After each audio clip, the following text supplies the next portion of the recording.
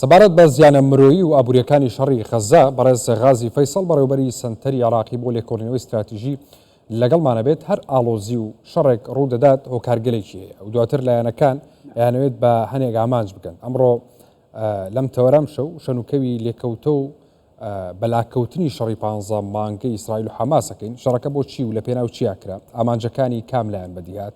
ئاگربەستەکەی غەزە نیشانەی ئەوە نیە کە شەڕ هەشتنە درێژ و دژوار بێ کۆتایەکەی هەر دانوستان و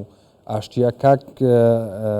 غازی فەیسەڵ بەخێر بێی، خۆشحاڵم لەگەڵمانی. دار و بەرد دنیا بە ئاگربەستی غەزە شۆک بوون. جارێ کاریگەریە بە پەلەو ئەرێنیەکانی ئاگربەستەکە چین؟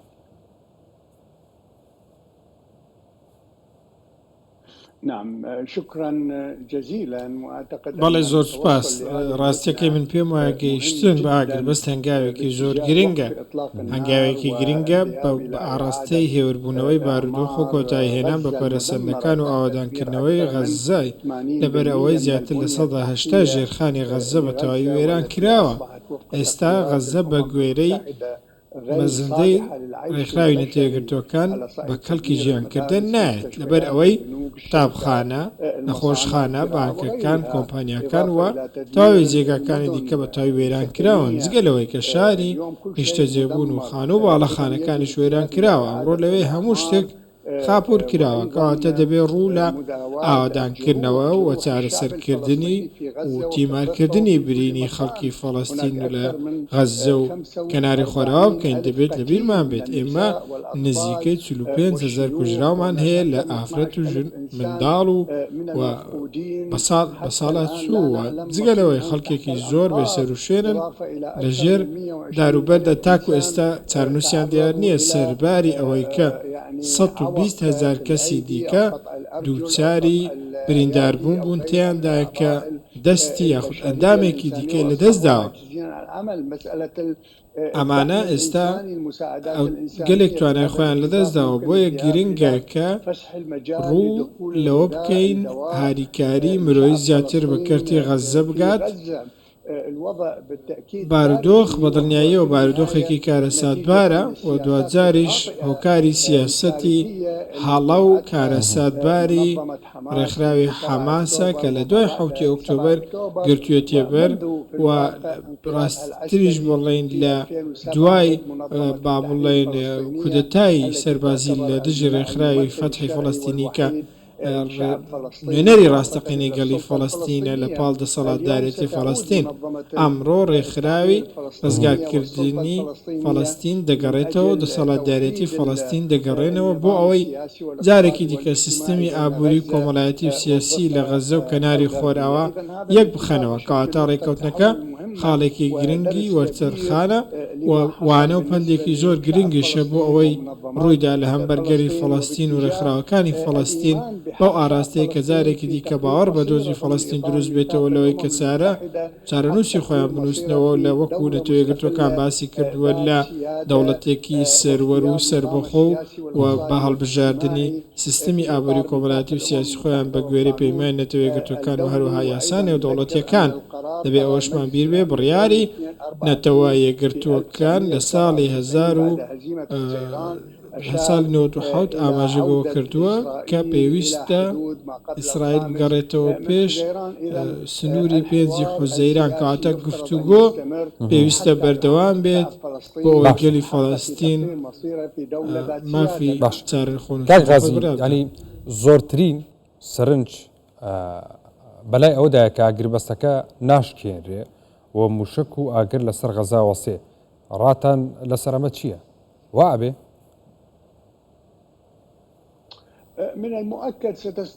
بەدڵنیاییەوە ئاگربەست بەردەوام دەبێت لەبەرەوەی دوجار ئەم ئاگربەستە لە ژێر سەرپەرشتی ویلایەتە یەکگرتووەکانی ئەمریکا و هەروەها سەرۆک دۆناڵد ترەمپدا. دۆناڵد ترەمپ جەختی لەوە کردەوە لە ڕێگەی نێردەکەی بۆ سەرۆکوەزیرانی ئیسرائیل بنیامین نەتانیاهۆ کە پێویستە ئەوان پابەندی جێبەجێکردنی ڕێککەوتنەکە بن. بەجەختی لەوەش کردەوە کە نابێت هیچ ئاستەنگێک بۆ جێبەجێکردنی ڕێککەوتنەکە دروست بکرێت. کەواتە دۆناڵد ترەمپ، بریتانیا، نەتەوەیەکگرتووەکان، سکرتێری گشتی نەتەوەیەکگرتووەکان، ڕێکخراوە نێودەوڵەتیەکان، قەتەر و میسر و قەتەر وەکو دەوڵەتێکی سەرپەرشتیکار بۆ گفتوگۆ و دانوستان و ڕێککەوتن و گۆڕینەوەی دیلەکان و وردەکاریەکانی دیکەش کە ئەوان تێیدا بەشدارن و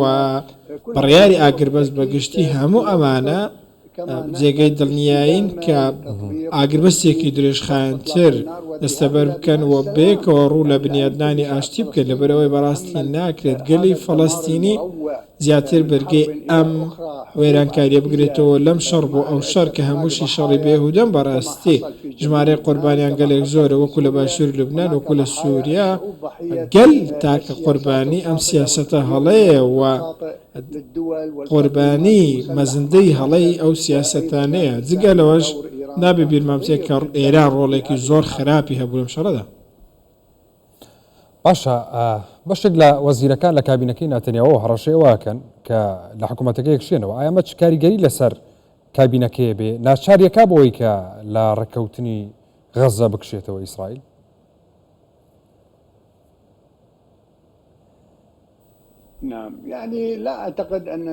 بەڕاستی من پێم وانییە کە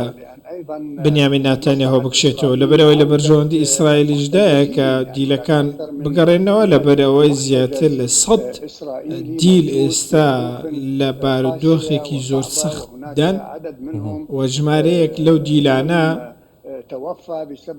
گیانیان لەدەستداوە بەهۆی سەختی بارودۆخی خۆت بەهۆی بردومانەکانەوە لە هەمان کاتدا ئیسرائیل ناتوانێت تا هەتایە خەریکی شەڕکردن بێ دەبێ ئەم شەڕە دوازار لە خاڵێکدا لە کاتێکی دیاریکرا و وەستێت پێم وایە ئێستا کاتەکە زۆر گونجاو و لەبارە بۆەوەی شەڕەکە کۆتایی بێت جگە لەوەش ئیسرائیل ئامانجی خۆی بێکاوە لەوەی کە بتوانێت غەزە و ئێران بکات و زۆرنەی سەرکردەکانی حەماس و جیهادی ئیسلامی و تەنانەت لە دەرەوەی غەزە و فەڵەستینیش توانیوێتی کە هەنیە لە تاران بکوژێ وەزگەرەوە توانیوێتی هەندێک سەرکردەی دیکەش بکوژێکەوەتە ئەمڕۆ شتێک نەماوە کە باسی سەرکردایەتێکی ڕاستەقینەی حەماس بکرێت جگە لەوانەی کە هەندێکیان لە تورکیا و لە قەتەر دەژین لەبەرەوەی هیچ هێزێکی سەربازی واش نەماوە لە حەماس دوای وێرانکردنی ژێرخانی کەرتی غەزەوە لێدان لە توانە سەربازیەکان و سەرکردەکانی حەماس کەواتە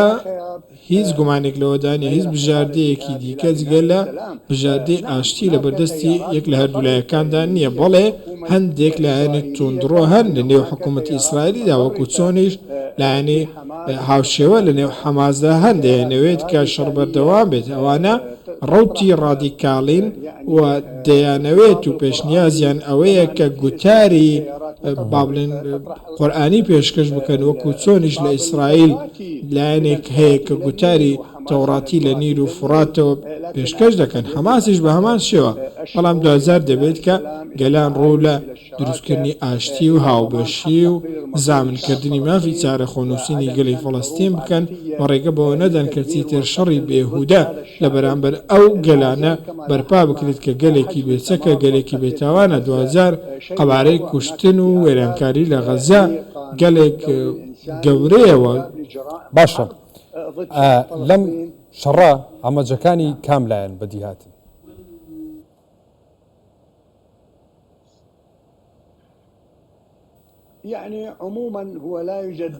بەگشتی بەداخەوە لەم شەڕە خوێناویەدا کەسێک نییە براوە ڕاستەقی نەبێت بەڵام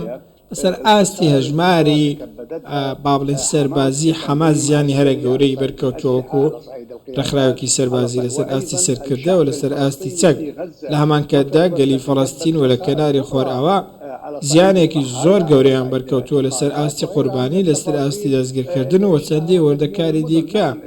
سەرباری وێرانکردنی شاری غەزە بەڵێ ئیسرائیل زیانی بەرکەوتووە بەهۆی ئەو موشەکانەی کە بەشێکیان لە یەمەن یاخود بەشێکیان لە لوبنان ئاڕاستەی ئیسرائیل کراون بەڵام دوجار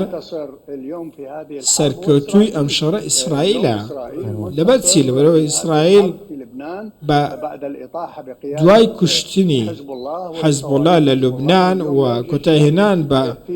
موشەکەکانی حەزبوڵا ئەمڕۆ لە لوبنان شتێک نەماوەتەوە کە هەڕەشە بێت بۆ سەر ئاسایش و سەقامگیری ئیسرائیل وەکو حزبوڵا وەکو ڕێکخراو لە لوبنان دەستور دەگەڕێتەوە سەرۆک هەڵدەبژێدرێت ئەمڕۆ ڤیتۆی حزبوڵا نەماوە لە سووریا ڕژێم گۆڕاوە بە هەمان شێوە ڕژێمێکی خوێناوی فاشیست کۆتایی پێ هاتووە کە یەک حزب بوو کە ڕژێمێکی دیکتاتۆری بوو بە گوێرەی سیستمی سۆڤێتی جاران ئێمە هیوادارێن لە سووریا بە هەمان شێوە ڕوو لە بنیادنانی دەوڵەتێکی دیموکراتی ڕاستەقینە بکەن و دەسەڵات بە شێوەیەکی ئاشتیانە بگوازنەوە پەرلەمانێکە بێت بتوانێت کە فرەپێکاتەی سیاسی زامن بکات و مافی هەموو پێکاتەکان لە نێو سووریا پارێزێت بە هەموو ئاین و ئاینزاکانەوە بۆیە پێویستە گۆڕانکاری لە ڕۆژهەڵاتی ناوەڕاست ڕووبدات لە دوای ئەم شەڕە خوێناویە و دوای شکست پێهێنانی ئێران بۆ ئەوەی کە ڕۆژهەڵاتی ناوەڕاست لە تیۆری ڕۆژهەڵاتی ناوەڕاستی شیعی ئیسلامی ببێتە بنیادنانی ئاشتی و گەشەپێدان. بەڕێز غازی فەیسەڵ بەڕێوەبەری سەنتەری عێراقی بۆ لێکۆڵینەوەی استراتیژی لە عەمانەوە سوپاس بووت.